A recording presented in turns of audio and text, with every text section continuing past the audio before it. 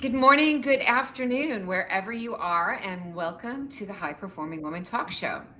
And this is a talk show I've created where I focus mainly on featuring female founders and funders doing great things in the world.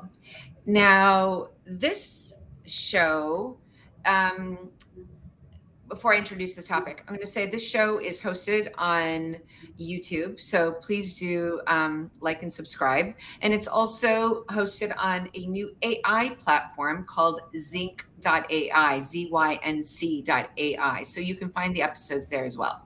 So now today's topic is finance on fire. AI, blockchain, the rise of women-led wealth. And according to McKinsey, over the next decade, American women will inherit an estimated 24 trillion from spouses, partners, parents. And by 2030, women together with their own earnings are expected to control up to 30 trillion in financial assets in the US alone. So that'll represent 2/3 of all of US wealth. And this is really important because according to UBS and Fidelity, women tend to invest more sustainably. They plan for the long-term impact, and it's really important for them to seek alignment between wealth and well-being. So this is going to be a great create a big shift in the very nature of financial markets. And today, I've got an expert guest, Susan Lindeque, who I am thrilled to welcome, who has a lot to say about this. And welcome, Susan. Hi, Susan. Both of our names are Susan. So thank you very much for having me on the show. Yeah, absolute my pleasure. Just for our audience, Susan is a global powerhouse in fintech, and she's co-founder of Banx, which she calls the Amazon of financial services. And she's really on a mission to torch outdated systems and rebuild finance around sovereignty, wellness, and exponential opportunity, especially for women. So, welcome again. Um, Now, as people may detect from your accent, you're from South Africa. Yep. So you've come a long way, baby. You come from South Africa to Silicon Valley with many steps along the way. Tell us a little bit about your journey. So born and bred in South Africa, grew up very early entrepreneur from the age of 7 years old.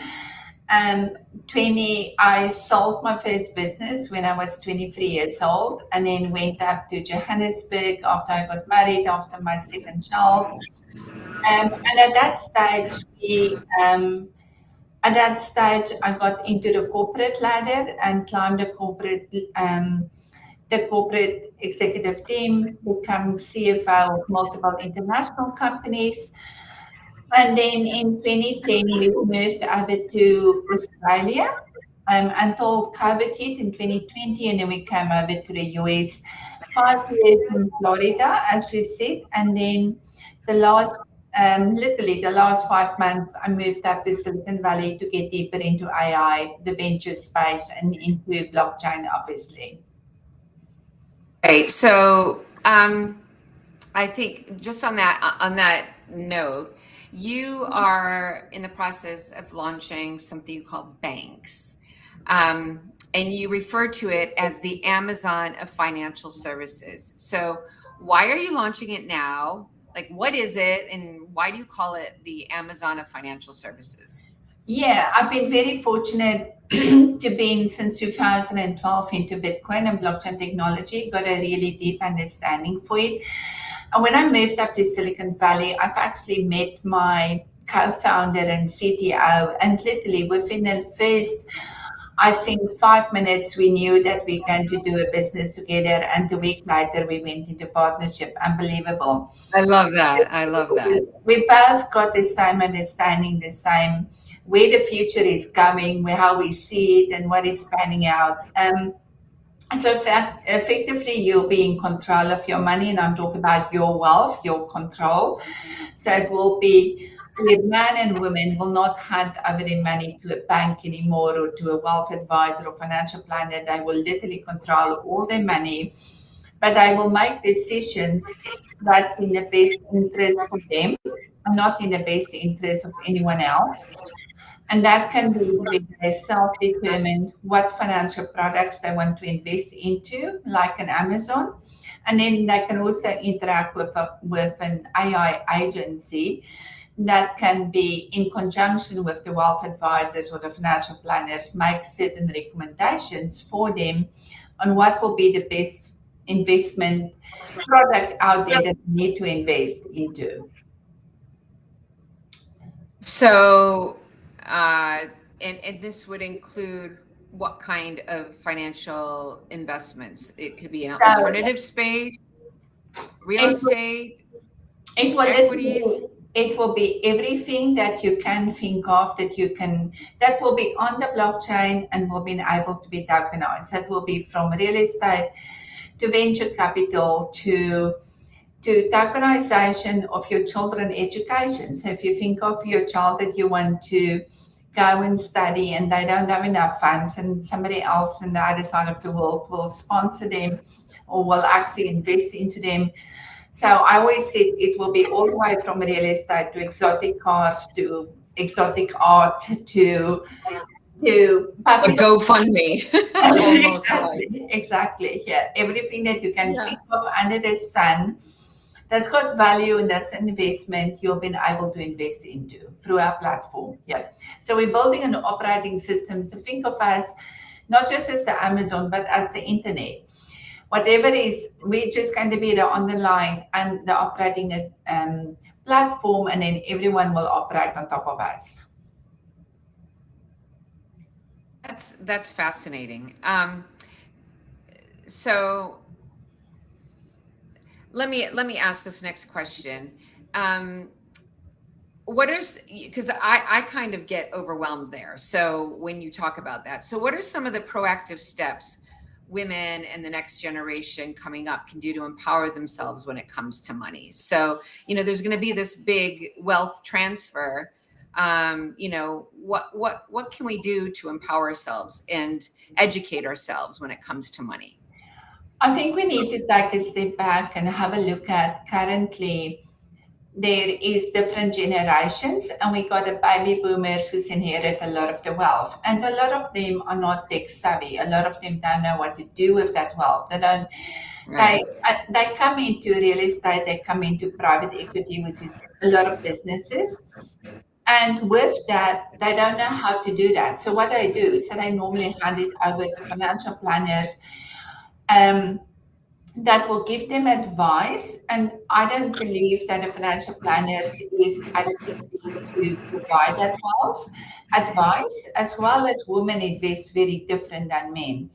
So a lot of the time, if it's a baby boomer, they will look into their family and they might be a woman that's a millennium that they will ask them for advice and she will help them, or they will go to a man.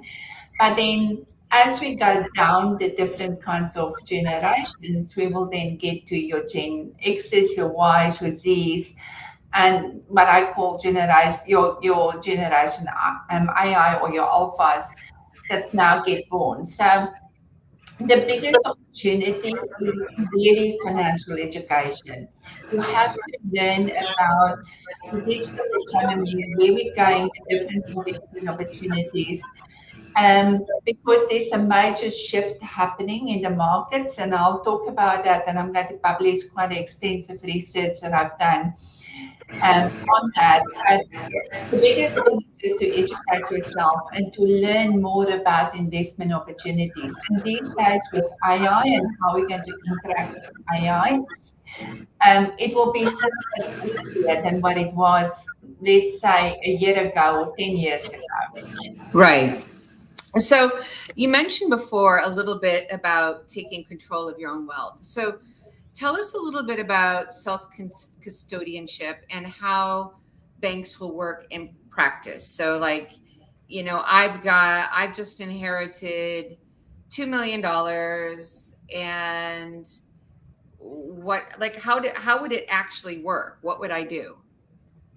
So I always say, think about it as a vault, as a traditional old vault in a bank account that you got, and you have to put money into it. And that money can be from your credit card, it can be Bitcoin that you transfer, it can be any cryptocurrencies, and whatever digital currencies we might have in the future. So every country in the world will have their own digital currency. We will have like a digital currency for USDT and all the others. It doesn't matter what it is, what kind of money you'll put into your vault. And then with your And vault, so this is like a virtual, and it's a really secure vault. yes, it is secured. Yeah. So then that money belongs to you. That's your wealth, and you will then be able to literally with a drag and you'll be able to then have a list of options and be able to select real estate, venture capital, and it will be globally. So there will be lots and lots of projects all over the world.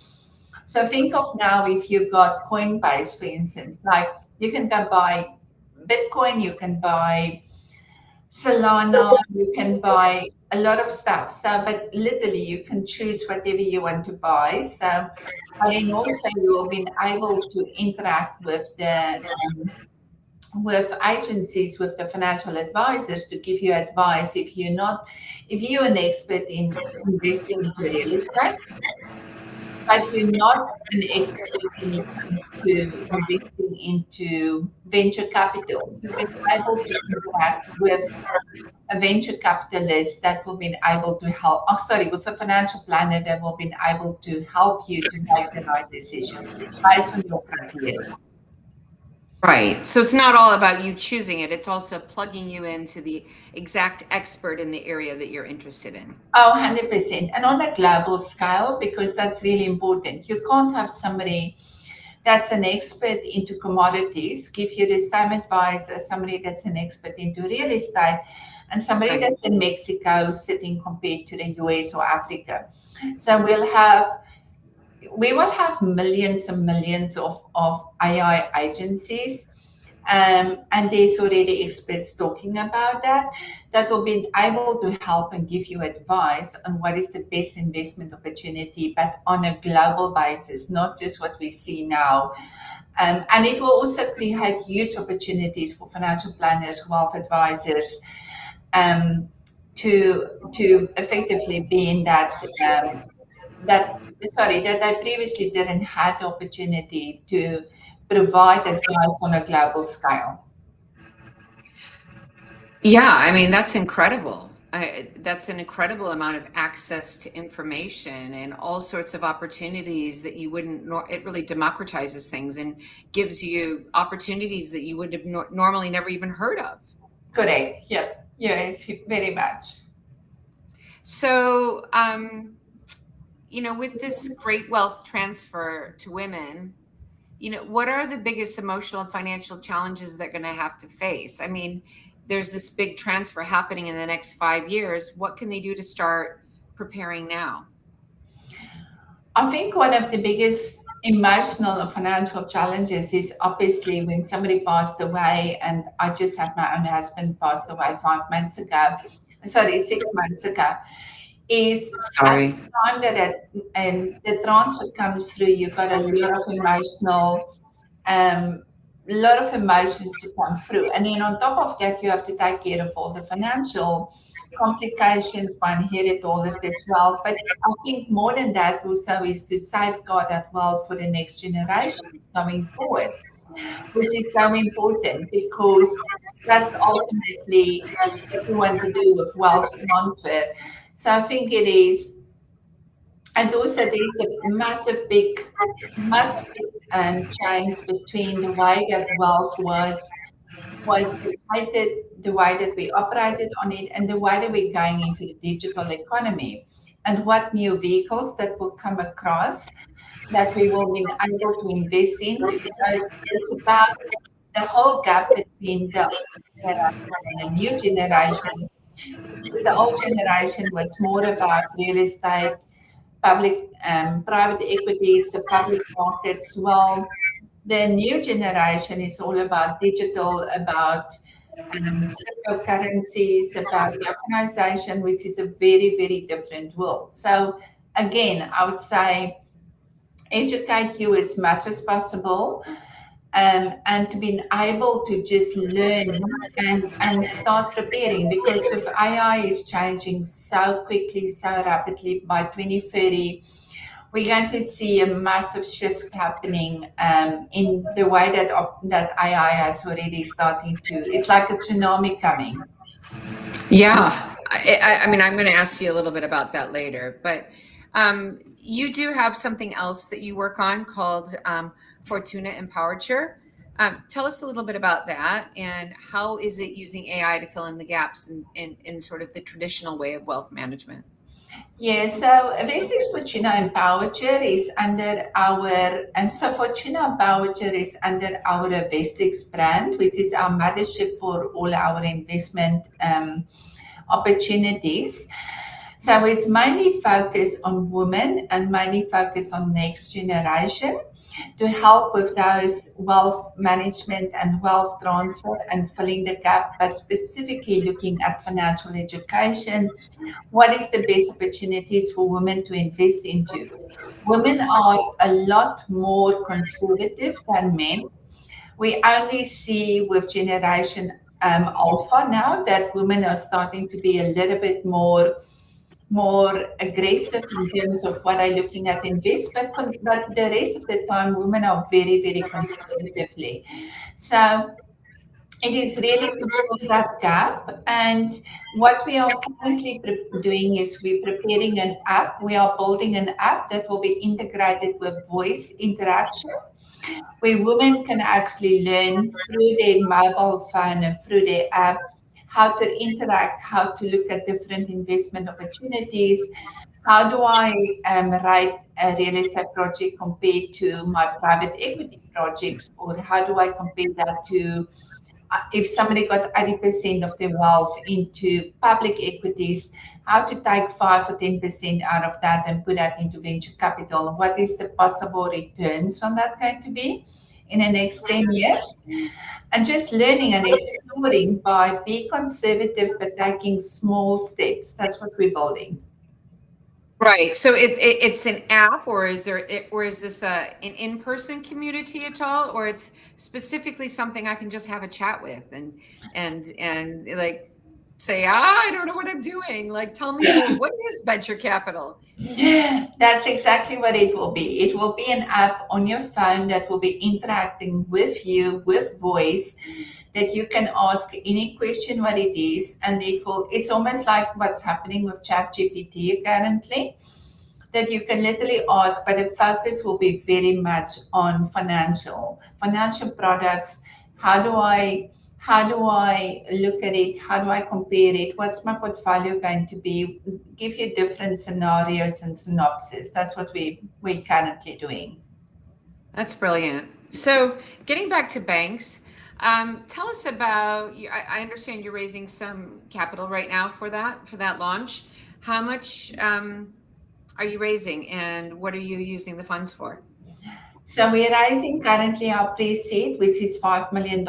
We bootstrap up till now. We are finished with all our data room, all the legals, and the blueprint. So effectively, we're ready. We got our team in place now. We need to start building the application. We got all the patents across the world. It's been launched. And we hope that we can do our first MVP release by early next year. That's what we're actually going towards. That's an aggressive target. That's amazing. Yeah, it is. I mean, it is, but we've been working on this for quite some time. It wasn't just happened yesterday. It's something that's between me and Yoda has been created. My business partner on it, and Ford Price is literally over the last 15 years, and it's all coming to fruition now. Yep. That's exciting.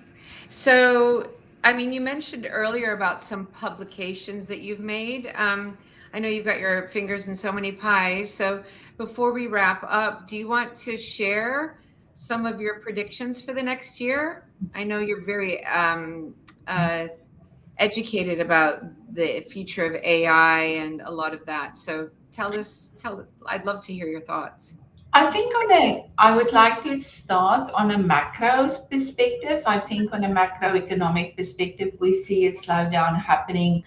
I think we see going to get into the tail end in terms of the inflation, the tariffs that's now being getting imposed onto us. I think 2026 is definitely a slowdown. There's some predictions out there that might even say that we're going into a recession.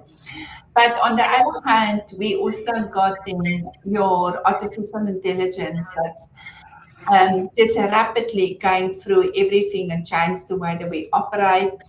I had somebody say to me about a week ago, at what point did ChatGPT become our co-worker, my sidekick, my Therapist. my therapist, whatever you call it? And it literally just happened in the last 6 months. And if you think about it, we're only 5% into AI. So we're going to see by 2030, it's a very defined line for me, not just a huge shift in the financial industry, how we're working, the wealth transfer.